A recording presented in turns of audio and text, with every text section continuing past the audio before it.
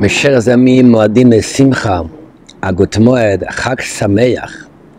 Nous sommes aujourd'hui au Shana Rabbah, le 21 Tishri, Hei Tafshin Pehei 5785, et j'ai tenu cette fois-ci à titre exceptionnel à donner un shiur dans cette merveilleuse soukha du Bet Chabad et de vous souhaiter à tous et à toutes une atzlacha, une réussite totale et complète.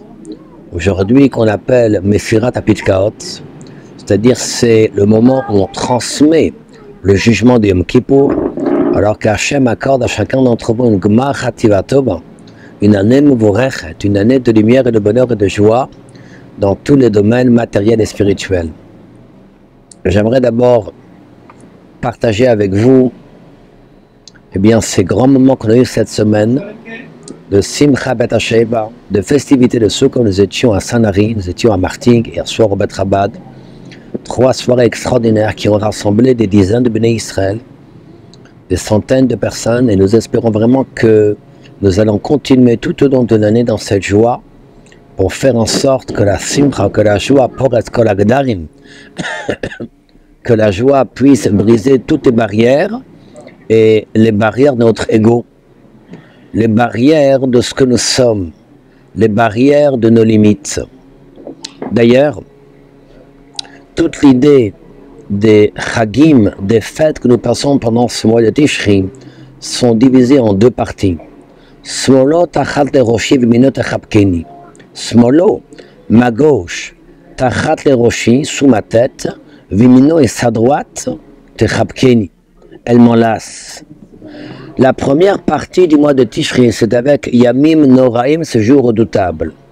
Nous avons commencé avec Rosh Hashanah, Aseret Yemei Teshuvah, la veille de Kippour, Yom Kippour, ce qu'on appelle Smolo Tachat Roshi.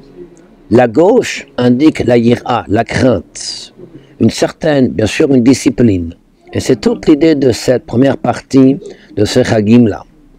À l'instar, je dirais, d'un champ, si on veut être capable de pouvoir le labourer, de pouvoir obtenir des fruits, il faut d'abord casser la terre. Et lorsqu'on casse la terre, on va ensuite remuer cette terre. C'est là que nous pourrons ensuite la travailler et être heureux du résultat. C'est un peu le sens des tkiyot, des sons du chauffard. C'est un peu le son de ce bitou, de cette annulation que nous avons durant ces jours entre Rosh Hashanah et Kippour. Shvarim 3. Shvarim 3, en réalité, c'est un son, ce sont des lamentations, c'est une cassure, c'est une brisure interne, c'est une brisure personnelle, intérieure. C'est un peu ça le sens de cette kia, de ces sons que nous avons durant cette fête de Rosh Hashanah. Et c'est un petit peu ça le sang de Yom Kippour.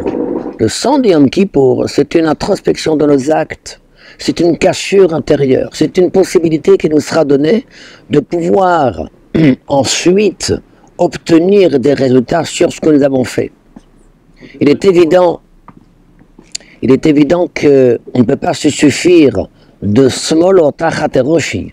On ne peut pas se suffire de cette première partie des fêtes, qui est la cassure personnelle, qui est l'annulation personnelle. Il nous a ensuite demandé de passer à une autre étape. Vimino Techapkeni, ma droite m'enlace. Qu'est-ce que ça veut dire que ma droite m'enlace? Ça veut dire que je passe à la partie de la fête de Sukkot. Et la fête de Sukkot, Zman Simchatenu, Simcha Bet Hasheva, les festivités de Sukkot, Shana Rabbah, Shmini Atzeret et Simchat Torah, sont des jours de joie. Mais ces jours de joie existent parce que j'ai commencé avec ce jour redoutable. Et je dirais que de manière générale, à l'instar de ce résultat que nous sommes en train de vivre actuellement. Parce que cette simcha qui est présente, c'est un petit peu le résultat de ce travail durant cette première période des fêtes. Chacun d'entre nous, nous ouvrons les yeux tous les matins, nous disons Modéani. Modéani, la première phrase qu'un juif récite, avant qu'il ne rentre dans, je dirais, les vicissitudes de la vie, dans ce qu'il fait au quotidien, dans son activité personnelle, il doit d'abord ici exprimer un bitul, une hoda'a, le boré olam. C'est d'abord une soumission à Dieu. Cette soumission se traduit par le modéani. Cette soumission se traduit par le fait que je réalise d'abord la volonté d'Hachem. Que je prends conscience de ce que je suis, Eved Hachem, serviteur de Dieu. Lorsque tu as fait une introspection personnelle, ne serait-ce quelques secondes, c'est là que tu peux ensuite travailler durant la journée et obtenir un résultat de ton travail. Alors je ne peux que encourager chacun d'entre nous à ce que nous puissions, à notre tour, eh bien, être les vecteurs de ces résultats. De ces résultats qui seront présents, et qui doivent être présents toute l'année, mais qui sont finalement le fruit, d'abord, je dirais, d'une soumission personnelle, le fruit d'un modéani, le fruit d'une reconnaissance. C'est bien le sens des mitzvot que nous avons, pour l'exemple des Bikurim. Les Bikurim, c'est Minchat HaOmer que nous avons reçu à Pessah. Avant que nous nous parlions de ce que chacun d'entre nous pourra profiter, il faut d'abord donner à Hachem ce qui lui appartient. Peut-être que le maaser, peut-être que le 10%.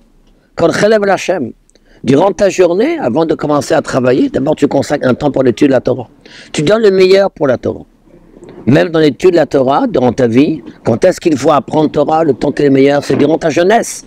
Tu peux apprendre Torah toute ta vie. Évidemment qu'il faut apprendre Torah toute sa vie. Mais donner les meilleures années, les meilleurs moments, les meilleures années de l'éducation.